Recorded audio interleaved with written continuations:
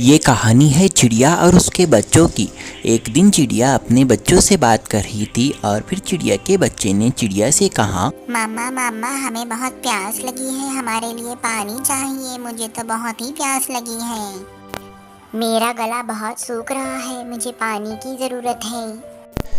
तभी चिड़िया ने उसके बच्चे से कहा, ठीक है बेटा, मैं कहीं ना कहीं से तुम्हारे लिए पानी ज़रूर लाती हूँ।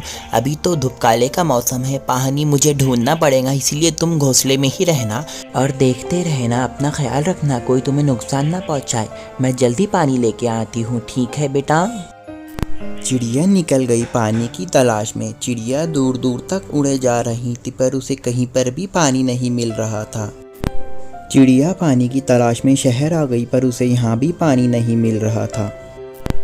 फिर चिड़िया उड़ते उड़ते एक गांव पहुँची। वहाँ पर एक उसे किसान मिला। चिड़िया उस किसान के पास गई और उस किसान को बोला, भैया भैया मुझे पानी चाहिए, आप थोड़ा मुझे पानी दे दोगे? मेरे बच्चे प्यासे हैं, मुझे पानी की ज़रूरत है। तभी उस किसान ने समझा कि चिड़िया उसकी फसल खाने के लिए आई है, तो किसान ने उस चिड़िया को भगा दिया। किसान ने उस चिड़िया को बोला कि मेरे पास पानी वानी कुछ नहीं है, तुम यहाँ से चली जाओ।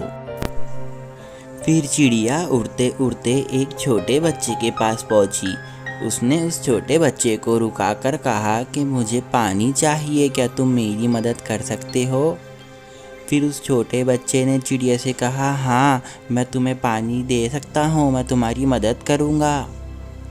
फिर उस छोटे बच्चे ने चिड़िया को पानी पिलाया और फिर चिड़िया ने उस छोटे बच्चे को कहा, जिस तरह तुमने मेरी मदद की उसी तरह अगर सभी इंसान हम पंछियों की मदद करें और जानवरों की मदद करें तो हमें कोई भी परेशानी नहीं होगी पानी और खाने के लिए।